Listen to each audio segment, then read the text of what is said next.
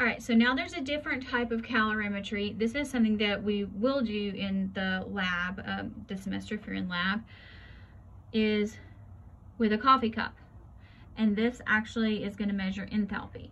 So a calorimeter at constant pressure here is going to measure enthalpy, or delta H. So bomb calorimetry occurs at constant volume and it measures delta E because it assures that no work is done. Coffee cup occurs at constant pressure and it measures delta H. So here, let's work through some problems. You need to know how to do this because you will have to do it in lab. You're given an equation. Okay. It works pretty similar. Okay, so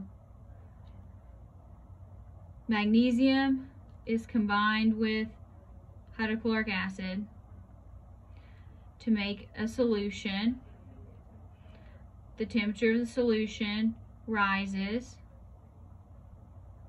and we want to find delta H of reaction. Okay, and so that's going to be, it doesn't specify here, that's going to be in joules per mole. So this is going to be the same basic principle, only we don't have to, yeah, we do. So let's find that our heat that is gained by our calorimeter, in this case, our calorimeter is going to be the aqueous solution, so it's going to be water. So here, we're going to have a specific heat of water. So here, your solution, you can use the density, so 100 mils is going to be 100.0 grams. So our specific heat of our solution, that would be our water, 4.18 joules per gram degree Celsius. Now our temperature change, 32.8. It should always be getting warmer. Okay, so previously we did bomb calorimetry, we had the heat of the calorimeter. In coffee cup, the calorimeter, we're going to be using water as our calorimeter, and it matters how much water we have. Okay, so you have to include mass here. So again, you just look at your units and let your units guide you. 32.8, 25.6 times 4.18 times 100. So that's 3009.6 joules. Now this says in joules per mole, so we'll just kind of leave it like that. So now our heat of the reaction is negative. Okay, so same steps. Now we need to figure out our moles. Here, this is trickier because you do have to use mass twice. You need the mass in the calorimeter, but now this is your mass of what you're actually reacting. So 0.158 grams of magnesium. Let's find our periodic table here. Magnesium weighs 24.3.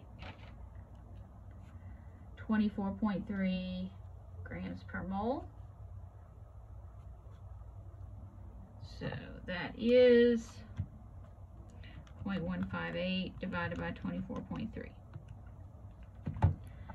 0.0065 moles. So now we're doing enthalpy, so that's delta H, heat of reaction divided by our moles. Heat of reaction is negative because this reaction releases heat. Joules, 0.0065 moles. I should probably have converted that to kilojoules. Let me do that now.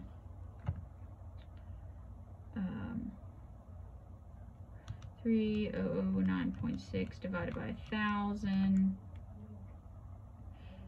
negative 3.0096 kilojoules.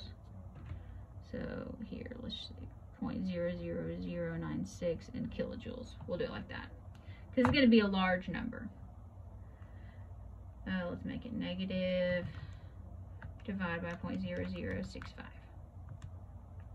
So here we get negative 463 kilojoules per mole. Let's try another one. 50 mils. Oh, we got a bunch of solutions. Is combined with 50 mils of HCl. The temperature changes. Here's the temperature. Calculate delta H of the reaction. All right. So the trick here is how much solution, how much aqueous solution do we have at the end where the temperature is changing, because that's what we're measuring the temperature of. So the heat in the calorimeter is, you have 50 plus 50, so that's 100. It's aqueous, so it gives us the density, so that makes it easy. Grams, 4.184 joules per gram degree Celsius. So that's the tricky part here. You're combining two liquids. Up here, we just dunked a solid into already liquid. When we mix two liquids, you got to add the volume together. How much of your total volume?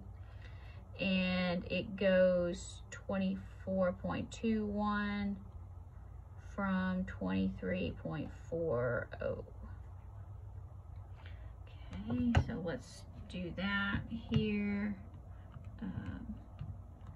24.21 minus 23.4 times 4.18,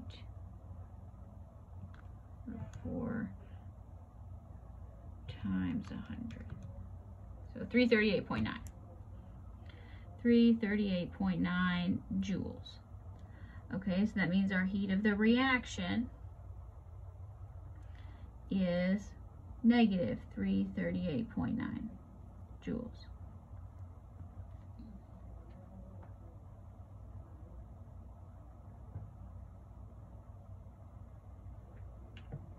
And let's go ahead and get that in kilojoules. It doesn't say, but generally it works easier. So let's just divide by 1,000. So negative 0.3389 kilojoules. Okay, now we need to know our moles of silver. Here, it really isn't going to matter because the moles are going to be the same here. But so our moles, we got to figure that out. So we have 50.0 milliliters. And now we use our concentration to get to moles rather than molar mass. So 0.100 moles per 1,000 milliliters. Ease that conversion a little bit. 50 times 0.1 divided by 1,000. 0.005 moles. So that means our delta H of the reaction, Q over moles, negative 0.3389 kilojoules per 0.005 moles. Again, if you want to leave it in joules, that's fine. So negative 0.3389 divided by that. Negative 67.8 kilojoules per mole.